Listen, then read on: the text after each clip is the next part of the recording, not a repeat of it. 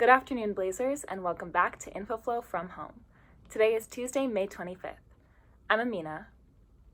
And I'm Sky. In local news, Montgomery County has surpassed 70,615 cases of COVID-19 as of Friday, May 21st. According to the Maryland Department of Health, just over 48% of county residents have been fully vaccinated against COVID-19, while 60% have received at least one dose.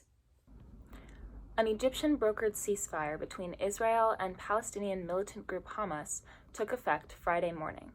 Celebrations of the end of the violence could be heard in both Tel Aviv and Gaza, with cars honking joyously and religious broadcasts praising God. Other civilians are more skeptical of how permanent the end of the violence will be, as additional skirmishes have taken place in the streets of Jerusalem. The fighting has left 12 Israelis and 243 Palestinians dead and resulted in billions of dollars of property damage. Many civilians are returning to homes that have been destroyed or severely damaged. As both sides begin the process of rebuilding, there is only the hope that the peace will last. Now it's time for another episode of Global News with Ishan.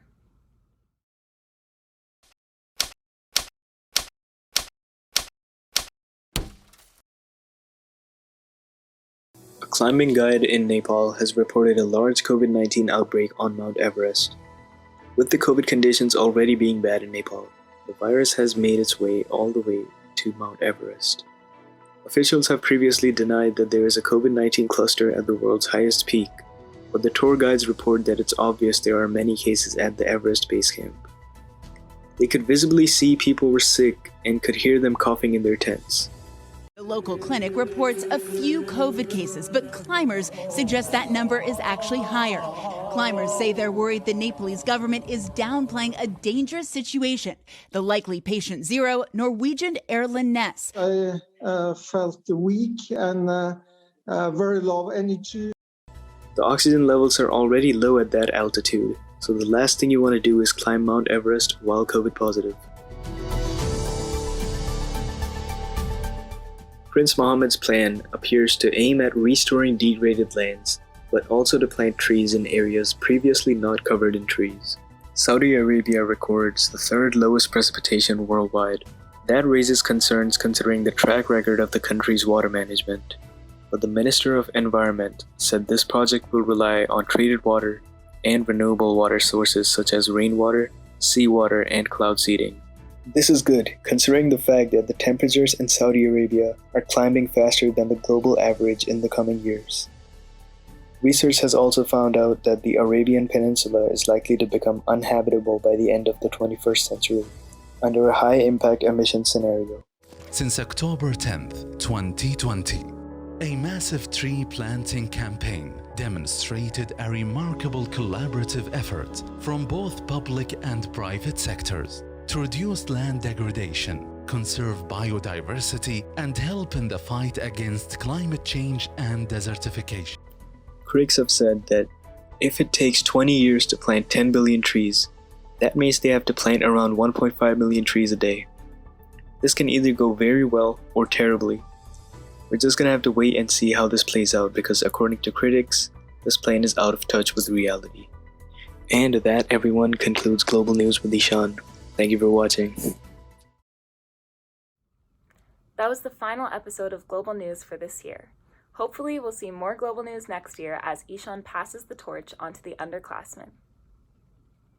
In local news, on Thursday, Governor Hogan announced Marylanders 18 years and older will be entered in a lottery after receiving a vaccination. Beginning today, the Maryland Lottery will be giving $40,000 to a vaccinated resident each day until July 3rd. On July 4th, one vaccinated Marylander will win the grand prize of $400,000. The promotion totals $2 million in prize money for 41 residents. As workplaces are reopening, the workers that were fired due to lack of resources during the onset of the pandemic are less willing to come back. Unemployment has risen 12.8% from the 13,612 claims that were filed last week. Those claims push the total number to more than 1.85 million since coronavirus shutdowns began. Employers at minimum wage jobs are currently struggling to fill the needed positions, as people have found that they can make more off of their unemployment than they were earning during 12-hour shifts. And now let's learn about the recent cicada invasion. Starting next week, billions, if not trillions, of tiny invaders will begin their assault on nearly all of the country east of the Mississippi River. It sounds like an alien invasion. Every 17 years, massive swarms appear in 15 states. They've been laying in wait for 17 years until the time and temperature is right to begin their deafening descent upon millions of Americans. Hello Blazers. Many of you began experiencing cicada outbreak in your local neighborhoods for the first time in your lives. The whole outbreak is puzzling, and you have questions that need to be answered. To get some of these questions answered, I spoke to Madeline Potter, a graduate student at the University of Maryland who studies entomology. We should expect millions, if not trillions, of cicadas. It's predicted there'll be about 1.5 million cicadas per acre. And they want to get up high so they can shed their nymphal skin, which is like molting, and then they'll come into their adult bodies. And then after that, 2 weeks later, that's when we'll hear lots of noise because all the males are going to be singing, and it's just the males that sing, and this is to attract the females. Singing that they do, all the different species get together to form this chorus in the trees, and it can be as loud as 100 decibels, which is like louder than a lawnmower, louder than a lot of airplanes or helicopters that fly overhead.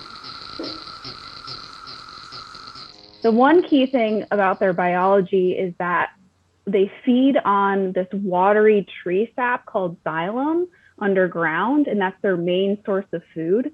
And this is really low in nutrients, so it takes them forever to develop. So since they're eating this low nutrient food, it takes them a really long time to go through all their life stages, to get larger. So that's generally why it takes so long for them to develop underground. Hypothesize that this odd number prevents a lot of predators from syncing up with them in their life cycle, so it reduces the amount of predators kind of coming after them throughout their years. I hope you found this information helpful. Remember to enjoy the cicadas because it will be another 17 years until they return. From BNC, this is Amadeo Rosenfield reporting.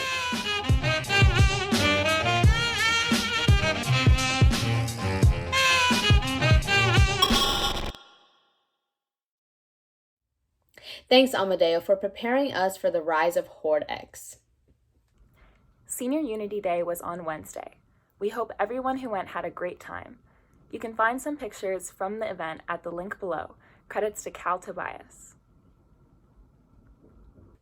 MAP testing takes place this Wednesday, May 26th for grade 9 students only. MAP-M starts at 9 a.m. and MAP-R starts at 1 p.m. Please check your mcpsmd.net emails for reminders and the Blair High School MyMCPS classroom assignments for Zoom information. Email Ms. Burgos or Mr. Fanning with any questions or concerns. That's all for today's show. Check out our website at bnconline.net to submit any announcements, and follow us on Instagram at bnc_Blair and on Twitter at bncblair. We'll be back on Friday with the latest edition of Infoflow from home. If you haven't already, go get vaccinated and stay safe. Have a terrific Tuesday, Blazers.